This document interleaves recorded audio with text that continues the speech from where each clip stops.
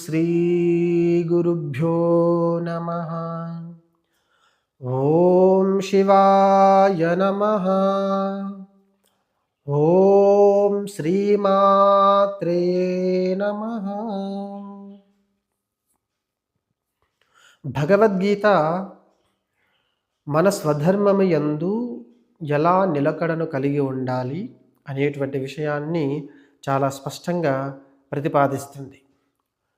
స్వధర్మాన్ని ఆచరించేటప్పుడు స్వధర్మము పట్ల ఎలా నిలకడను కలిగి ఉండాలి, స్వధర్మము యందు తన బుద్ధిని, తన మనస్సుని ఏ విధంగా ప్రచోదితము చేయాలి అనేటువంటి విషయాన్ని భగవద్గీత మనకు చాలా స్పష్టంగా చెబుతుంది. ముందు స్వధర్మము అనే పదానికి అర్థం ఏమిటి అని అంటే, స్వధర్మము అనే పదానికి అర్థం ఏమిటి, బాహ్య అర్థం ఏమిటి అని అంటే, మనము సనాతన ధర్మంలో ఉన్నాము కాబట్టి సనాతన ధర్మాన్ని మనమందరము కూడా అనుసరించాలి, అన్య ధర్మాలను అనుసరించకూడదు. ఇది శ్లోకం వల్ల వచ్చేటువంటి గౌణ అర్థం.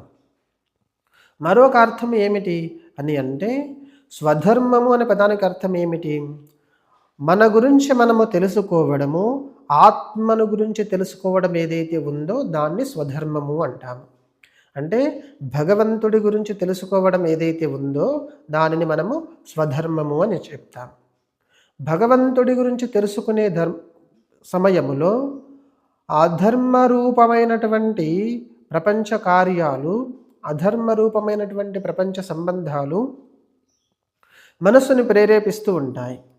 ధర్మాన్ని తెలుసుకోవాలి అనుకున్నప్పుడు, అలా ధర్మాన్ని తెలుసుకునే సమయంలో అధర్మ రూపమైనటువంటి ఏ ధర్మాలైతే ఉన్నాయో అవి ఒక వ్యక్తిని ప్రేరేపిస్తూ ఉంటాయి. స్వధర్మము ఏమిటి? స్వధర్మము భగవంతుణ్ణి తెలుసుకోవడము. పరధర్మము ఏమిటి అంటే ఇంద్రియాల చేత సంబంధము లేకుండా ఉండడము. స్వధర్మము అంటే భగవంతుడితో సంబంధాన్ని కలిగి ఉండడము.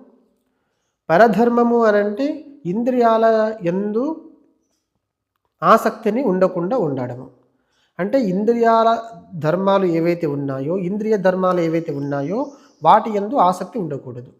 దేని యందు ఆసక్తి ఉండాలి? కేవలము స్వధర్మము యందు మాత్రమే ఆసక్తి ఉండాలి. ఎందుకు స్వధర్మము యందే ఆసక్తి కలిగి ఉండాలి అని అంటే, స్వధర్మము మాత్రమే ఒక వ్యక్తిని ఉద్ధరిస్తుంది కాబట్టి స్వధర్మము పట్లానే ఒక వ్యక్తి తన బుద్ధిని ఎప్పుడూ కూడా ప్రచోదితము చేస్తూ ఉండాలి. పరధర్మము ఏదైతే ఉందో, ఇంద్రియ విషయాలు ఏవైతే ఉన్నాయో అవి నిరంతరము ఒక వ్యక్తిని ప్రపంచంలోకి లాగివేసి ప్రపంచ ధర్మాల యందు ఆసక్తిని కలిగించి జీవుడిని అధోగతికి గురి చేస్తాయి. కాబట్టి పరధర్మము యందు ఆసక్తిని కలిగి ఉండకూడదు. అంటే ఇంద్రియాల యందు ఆసక్తిని కలిగి ఉండకూడదు, ఇంద్రియ విషయాల యందు ఆసక్తిని కలిగి ఉండకూడదు. మరి దేని యందు ఆసక్తిని కలిగి ఉండాలి? కేవలము భగవంతుడి యందు మాత్రమే ఆసక్తిని కలిగి ఉండాలి. నిరంతరము భగవత్ సంబంధమైనటువంటి పూజ కావచ్చు, నిరంతరము భగవత్ సంబంధమైనటువంటి జపము, ధ్యానము, వేదాంత విచారణ మొదలైనటువంటి వాటిలో మనస్సుని ఎప్పుడూ కూడా ప్రచోదితము చేస్తూ ఉండాలి. అంటే ఆ యొక్క స్వధర్మము యందే మన మనస్సుని ఎప్పుడూ ఉంచాలి అని అర్థం. దీన్ని స్వధర్మము అని అర్థం. భగవద్గీత ఏం చెబుతుంది అనంటే, స్వధర్మము యందు మన దృఢత్వాన్ని, అంటే మన మనస్సుని దృఢము చేస్తుంది. స్వధర్మయందు ఎప్పుడైతే మనసు దృఢమవుతుందో, దృఢమైనప్పుడు అప్పుడు పరధర్మము ఉండదు కాబట్టి, పరధర్మమైనటువంటి కార్యాలు ఉండవు కాబట్టి వెంబడే స్వధర్మ ఆచరణ వల్ల ఆత్మ ఉద్ధరింపబడుతుంది. ఉద్ధరేది ఆత్మనాత్మానం అన్నట్టుగా మనము ఉద్ధరింప చేసుకుంటాము.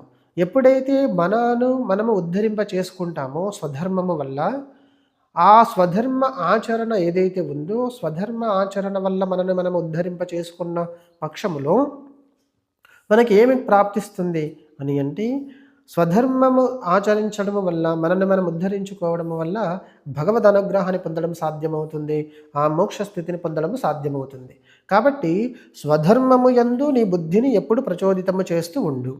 పరధర్మము ఏదైతే ఉందో, పరధర్మము ఏంటి? పరధర్మము ఇంద్రియ విషయాలు, పరధర్మము ఇంద్రియాలయందు ప్రీతి, ప్రపంచమయందు ప్రీతి, వీటిని ఎప్పటికెప్పుడు తిరస్కరిస్తూ ఉండవు. కాబట్టి ఇప్పుడు ఏం చేయాలి అని అంటే, ఒక వ్యక్తి పరధర్మము యందు తన మనస్సుని మరల్చి స్వధర్మము యందు తన మనస్సును ఉంచడానికి ప్రయత్నము చేయాలి. ఎప్పుడైతే పరధర్మము యందు మనస్సుని మరల్చి స్వధర్మము యందు మనస్సుని ఉంచడానికి ఒక వ్యక్తి ప్రయత్నము చేస్తాడో ఆ ప్రయత్నమే ఏమవుతుంది అనంటే దైవానుగ్రహానికి కారణమవుతుంది.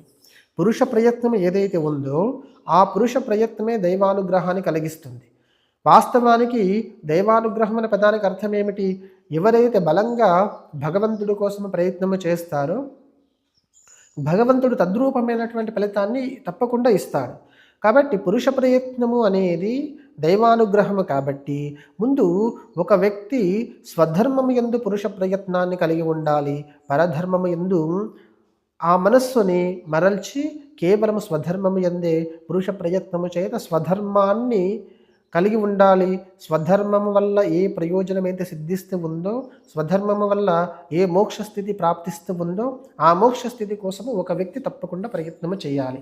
అలా చేసినప్పుడు మాత్రమే స్వధర్మము యందు ప్రయత్నము దృఢం అయినప్పుడు అప్పుడు మాత్రమే ఆ వ్యక్తి అభ్యుదయ ఫలాన్ని కాకుండా నిశ్రేయస ఫలాన్ని పొందుతాడు. అభ్యుదయ ఫలం అంటే అర్థం ఏమిటి? ప్రపంచ ధర్మాల యందు ప్రపంచ సుఖాల యందు ఏవైతే వస్తున్నాయో దీన్ని అభ్యుదయ ఫలం అంటాం.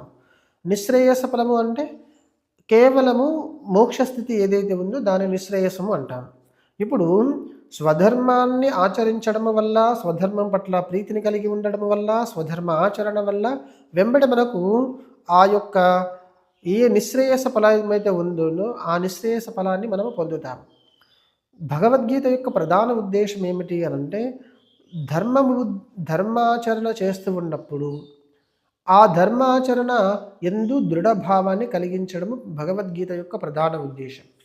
ఎప్పుడైతే ఒక వ్యక్తి ధర్మము పట్ల ఆసక్తిని కలిగి ఉండి ధర్మాచరణను నిరంతరము చేయడం వల్ల అప్పుడు మాత్రమే ఆ వ్యక్తి తరించడానికి ఎక్కువగా అవకాశం ఉంటుంది. కాబట్టి ధర్మాచరణ కలిగి ఉండడానికి ప్రతి ఒక్కరూ కూడా ప్రయత్నము చేయాలి. అలా ప్రయత్నము చేసినప్పుడు మాత్రమే మనము భగవద్ అనుగ్రహాన్ని పొందగలుగుతాము.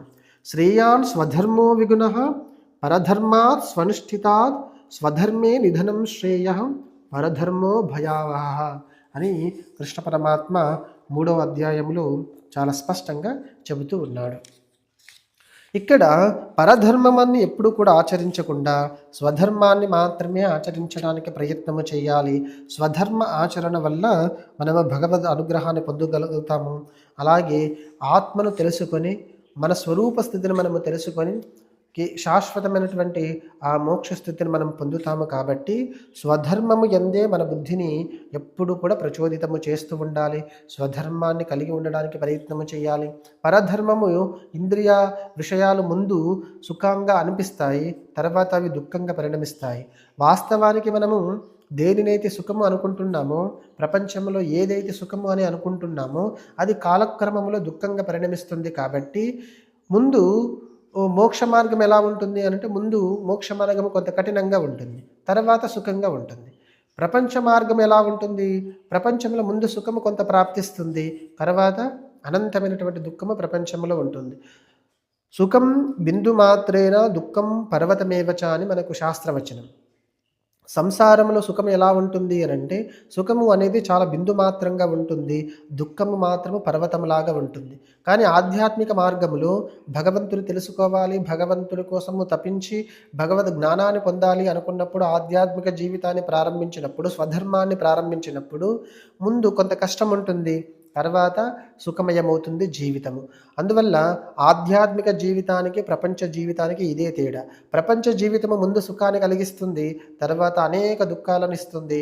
ఆధ్యాత్మిక జీవితం ముందు కష్టాన్ని ఇస్తుంది, తర్వాత అనేక సుఖాలను ప్రాప్తింపచేస్తుంది ఆధ్యాత్మిక జీవితం. దీన్నే మనము స్వధర్మము అని అంటాము. ఈ విధంగా ప్రతి ఒక్కరూ కూడా స్వధర్మం యందే బుద్ధిని కలిగి పరధర్మాన్ని యందు బుద్ధిని కలిగి ఉండకుండా స్వధర్మం యందే తన మనస్సుని ఉంచి స్వధర్మ ఆచరణను చేస్తూ తన జీవితాన్ని సుఖమయము శాంతిమయము చేసుకోవాలని కోరుకుంటూ ఓం తత్సత్. ఓం